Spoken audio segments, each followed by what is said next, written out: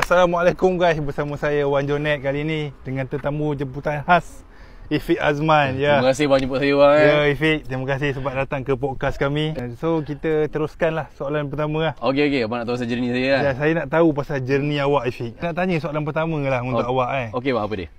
Apa cerita saya dengar awak kaki perempuan? Main sana sini, apa nak jadi Bang, kata apa tiba-tiba sembang ni bang? Tak, ni podcast ni dia dah aib. Itu saya nampak nama lain, nama podcast ni. Saya baru kejap dia tukar tajuk. Astagfirullahalazim. Saya tak Live tahu, ni awak cakap ni. Tu mungkin cerita dululah. Tu cerita dulu. okey, Tak adalah. okey. Betul pun saya pun tak tahu daripada mana. Saya tak pandai berkawan dengan perempuan sangat. Saya berkawan dengan lelaki je banyak. So awak gay lah? Apa ni bang? Tak, saya tak gay. Maksud saya berkawan biasa je. Berkawan biasa. Okay. Biasalah manusia memang akan cuba sorokkan dia punya aib dia lah kan. Tapi itu baru soalan pertama Ifik. Lama dia punya ni? 2 hari. Tu semua gosip lah. Tu semua gosip bang, gosip. Abang dapat dari mana bang? Cerita ni bang. Puting. Studio ni makin panas Ifik. Minta maaf Ifik. Itu.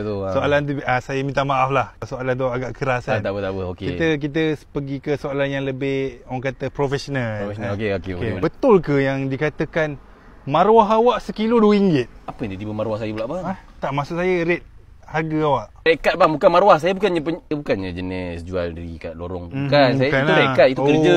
Saya dengar begitu. Awak dengar begitu? Abang pernah dengar begini tak bang? Soalan makin panas, Ifik pun jawab dengan profesional sekali.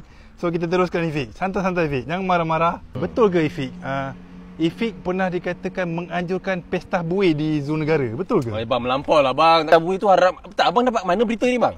Abang dapat mana berita ni? Daripada binatang-binatang ke? Buat kejaman. Saya pergi sana, saya pergi basuh-basuh binatang sana. Bukannya awak pesta buih. Takkanlah aku pesta buih dengan elephant, dengan harimau. Tak, aku basuh binatang tu, kau aku basuh binatang. Apa masalah kau ni? Apa maksud podcast ni? Ifik jangan macam ni.